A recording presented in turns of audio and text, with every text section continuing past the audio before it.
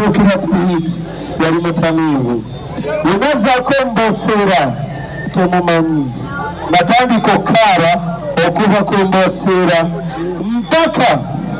yanowenda awo ngambira nenkuba akayimba kano ng'embere nnyinze kankubire tekaliiko iyi mukama naye Modesta Kapora karibu kati muliwa bana bano abamanyi obulamu bukoma bonna muliwa bamanyi okunywamu kyenkyo wamma tozitereka abasajja nga banjagaliza kufa nze bantega amacupa bankoze buli kyomanyi bansindikidde amajini bansindikidde emisambwa gyenkozese byonna ne bibaawo nga tugunda endongo mongeremu obendala omukulu ono ennaku zabadde abuliriddemukko nga kasokedde ng'ava mu New Eagles ebintu bibadde tebinnamutambulira bulungi nnyo ng'etandikawokko ekibiina kya Sauti Band ekimusumbuye okukamala obukamazi n'ebizibu ebirala bibadde biyitirivu ennyo wano wennyini weyasizidde okuba nga agenda maaso okuba nga abuulira abantu ebizibu ebyamugwako wano naye yasobodde n'okuba nga ayoza ku mmunye ng'annyonnyola abantu nti kasokedde kakuba oluyimba lwe bayita mboosera neninga mutamiivu ennyimba ezakuba eggwanga Uganda ne ziryogoloza kumbe ye teyafunamu mirembe abalogo ne balyoka balogoli ne badda ne mukati ne beewogoma kyokera ku hiti yali mutamiivu unazaako mboseera tomumanyi natandika okkaaba okuva ku mboseera mpaka yanowenda awo ngambira nenkuba akayimba kano ng'embere nnyinze kankubire tekaliiko iyi mukama naye Modesta Kapora karibu kati muliwa bana bano abamanyi obulamu bukoma bonna muliwa bamanyi okunywamu kyenkyo wamma tozitereka abasajja nga banjagaliza kufa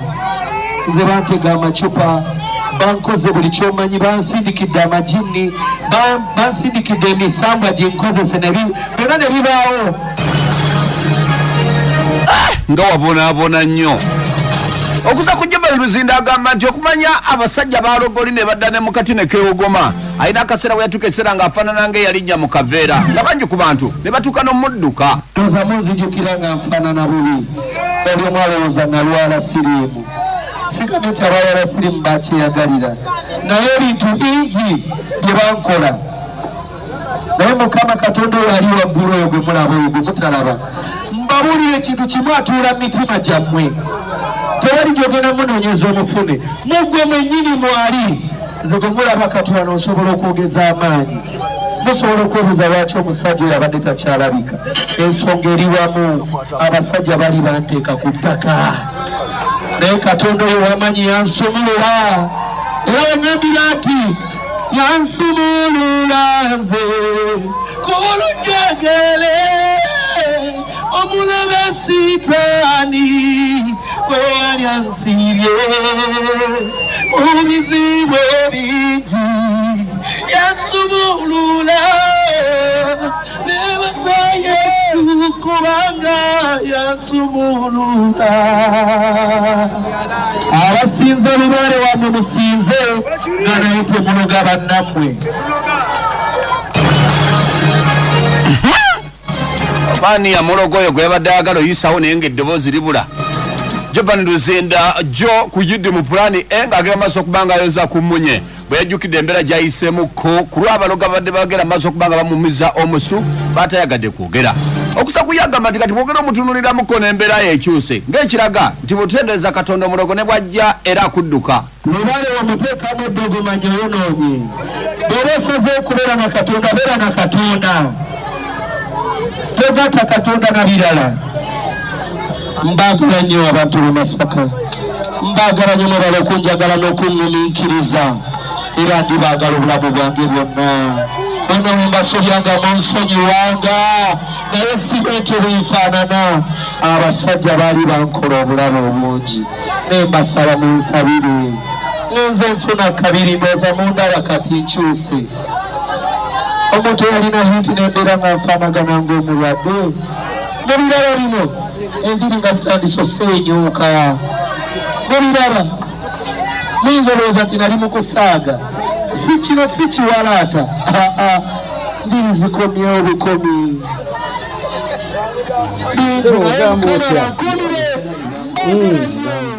wasigala gyakoza ngato osimanyi otunda ngato kubanga ndaba wano ninga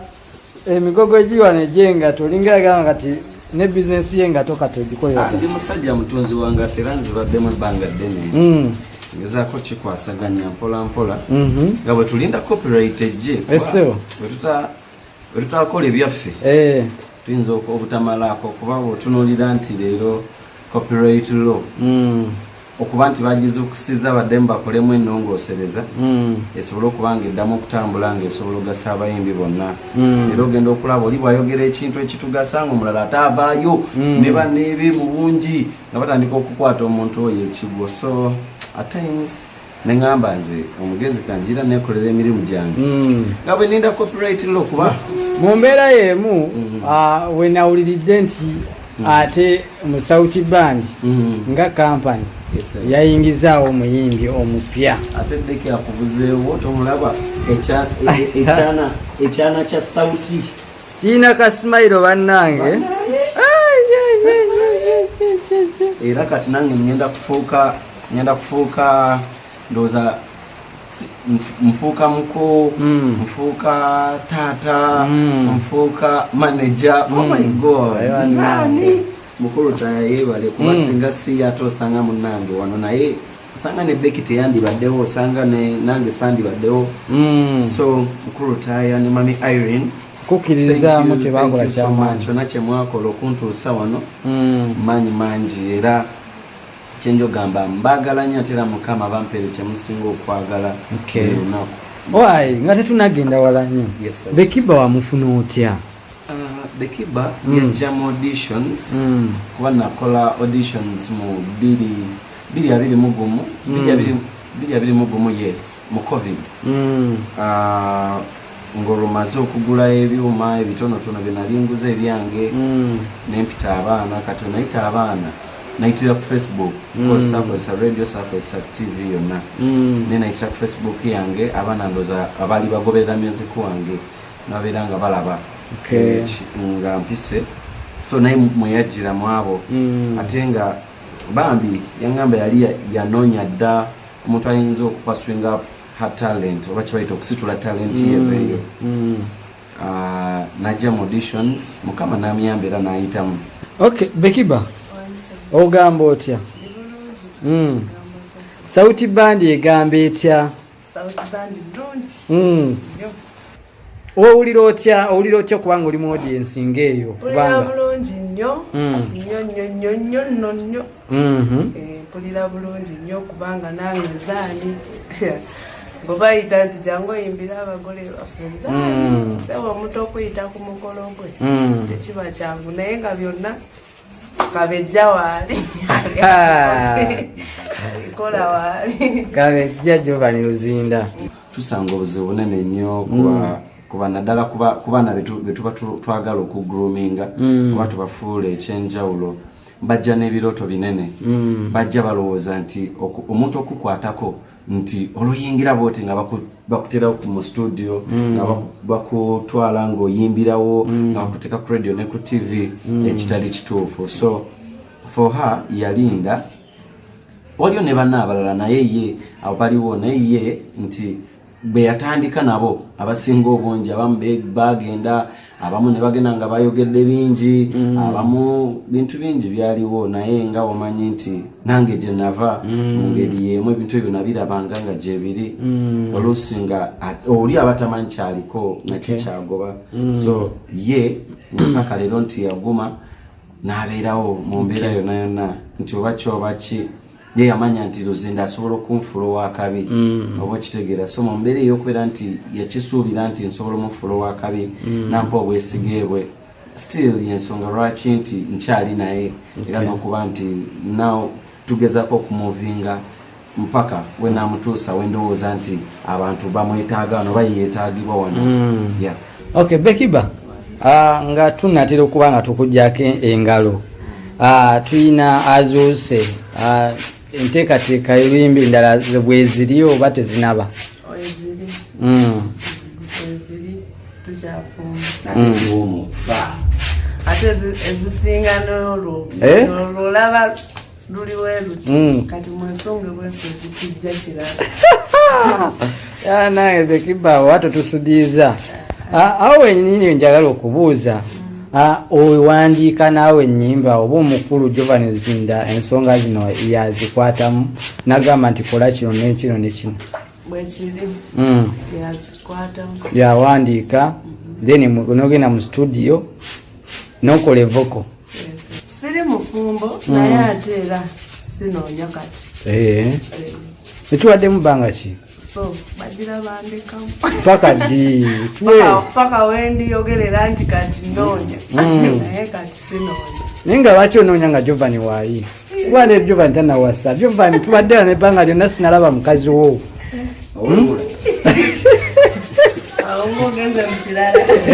omukulu Jovan obadde okyatugamba nti tolina nsonga lwaki oba oteeka music wa Bekiba ku YouTube channel yo nti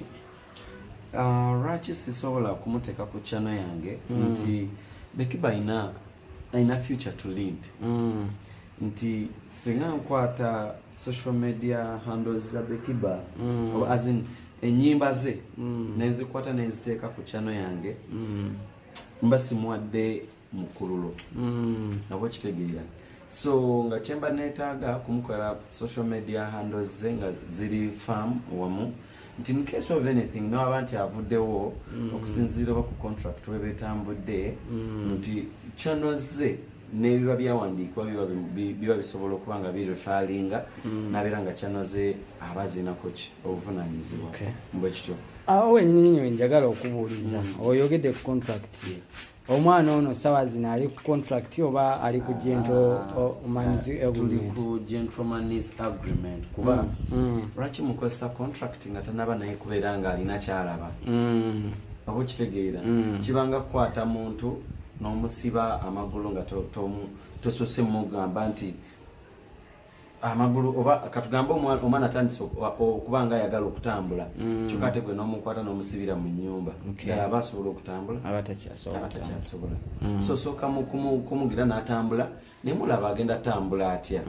anaaba muntu mulamu oba anaaba bwe bityo so obudde buneeno sinaba kubeera nga nkola naye nti oba contract oba ki olw'ensonga naye mukazi wattu tanaba kubeera nga abaako kyalaba so mba sina nsonga lwaki muwandiisa byatanalabako bwekito nga ngende wa Bekiba nga njagala kubuuza kana akabuuzo akasembayo mu gurupu ye ya sauti abalenzi mwe bali oba osinga kwettanira bakyala abalenzi mwe bali oyokakasa anti ekikola group naddala bands munaye bands zikolebwa basajja kizibu omukazi okubeera n'abakazi mu bandi n'olowooza mbunne n'abeerawo ono basobola omuwasa leero nambuma ebivume binene nnyo nambuusa ayinza n'okubuuza kwanapasaka so mbasagala kuteekawo mbeera eyo nti ngambe abawala bokka wate ne babawasa bonna omulundi gumu ekyaliwo ebiweddewo so we bali bangi lwakuba nti ono eyasoose Okay Bekiba nga tunatera okuba nga tukujjako engalo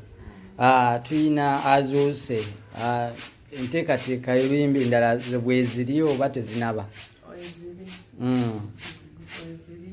tukyafumba ate ezisinga n'olulaba luli weruti kati mwesonge bweso zikijja kirala nange Bekiba wato tusudiiza awo wenyini njagala okubuuza owandiika naawe ennyimba oba omukulu Jovan Luzinda ensonga zino yazikwatamu nagamba nti kola kino nekino nekino bwekiri yazikwatamu yawandiika then nogenda mu studio nokola evoko Jovan Luzinda mukabanga konna kumubadde nako emyaka 2 giigyo gyagambye omusanze otya? si muntu mubi bere muti we mwogera wano nga mwakajja anti ogambye twakamala n'emyaka ebiri ate nga kituufu kitegeeza omuntu omubi oba amulaba dda tebibulamu naye nga teri muntu atuukiridde ekyo naawe okimanyi kuba naawe kenyini totuukiridde era olina ebikusobako ng'omuntu tompanze bigambo ateri muntu atuukiridde mu nsi naye nga gwoba olaba Jovani Luzinda future yo ayina waagitwala naawe ekyo kyennyini olaba kirabe nti kati ssaawa zino mba nina oluyimba nga lukubwa ku tv ku radios social medias nga gye luli lutambula kitegeeza we tuli wanene nnyo oli mufumbo oba toli mufumbo kuba naye bino ebintu nabyo music naye ayeetaaga okumanya kubanga tife abalabi abali eri abawakuwagira twagala okuma kuba akaseera kagenda kuvanga ate Jovani agamba tyaka kati ensonga zino saazitegeera nti ate olina omwami ebbali abawagizi bagala kumpasa anti ayinza okuba nga gyali nga ye Jovani ali okuteekamu ssente mu music yo nga wali ajja okuwasa siri mufumbo naye ate era sinoonya kati ekiwaddemu bbanga ki so bagira bandikamu paka ddi paka wendiyogerera nti kati noonya naye kati sinoonya naye nga lwaki onoonya nga Jovani waayi kuba ne Jovani tanawasa Jovani tubadde wano ebbanga lyonna sinalaba mukazi wo awo ng'ogenze mu kirala